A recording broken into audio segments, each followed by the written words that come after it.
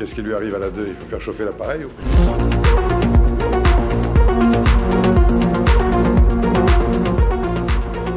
Les vrais sujets des Français sont des sujets historiques, c'est-à-dire que nous vivons en direct un grand effondrement généralisé.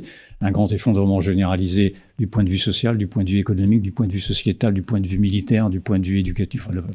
On peut énumérer tous les grands piliers de la société s'effondrent sous nos yeux après 40 ans, 50 ans de mensonges et d'idéologie. C'est ceci que nous vivons là en direct. Là, c'est une sorte de révolution.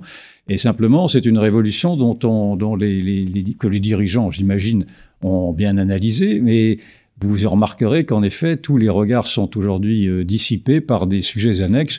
La réforme des retraites est un sujet important, je n'en disconviens pas, mais tout ne se résume pas à la réforme des retraites. Or, si vous entendez les médias, si vous entendez les discours politiques, nous sommes sommés aujourd'hui de nous arrêter dans ce petit périmètre un peu étriqué, de savoir s'il faut partir à 62, 63 ou 64 ans, et comme si toute la crise existentielle, la grande crise civilisationnelle s'arrêtait aux retraites. Non, je pense que ce problème des retraites est naturellement important. D'ailleurs, il fédère beaucoup de la colère française, bien entendu, mais il me semble qu'il y a beaucoup de faux semblants et de trompe-l'œil dans cette colère-là. D'abord, des trompe-l'œil parce que cette colère est portée par une gauche qui a disparu quasiment, en tout cas qui ne peut plus émettre d'idées nouvelles, sauf à répercuter en effet des antiennes sur les retraites par répartition, qui est un système d'ailleurs qui s'essouffle.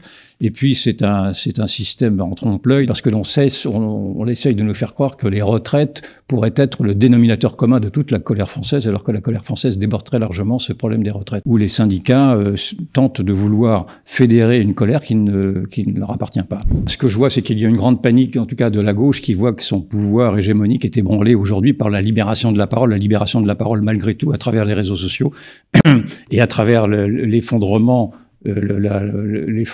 des idéologies. Et on vit un coup d'état permanent du réel, et aujourd'hui, il faut être malhonnête intellectuellement pour refuser de voir comment vivent les gens et comment réagissent aujourd'hui les opinions à ces désastres successifs. Donc, je ne porte pas particulièrement une parole nouvelle, simplement je suis moi-même un messager, je suis un photographe de l'instant, enfin j'espère, un bon photographe, j'espère de l'être aussi, et je pense que ma parole commence à être en adéquation, l'avait été déjà un petit peu auparavant, en adéquation avec toute cette France oubliée qui ne se reconnaissait pas dans le discours médiatique et qui maintenant, en tout cas, se reconnaît dans les discours alternatifs. Et j'essaie certes, j'ai travaillé dans un grand journal, Le Figaro, puis dans une chaîne mainstream, CNews, mais déjà au Figaro et à CNews, j'ai essayé d'être le porte-parole de ceux qui n'avaient pas la parole. Et donc je poursuis dans ce but-là, et si je suis écouté, j'en suis bien content.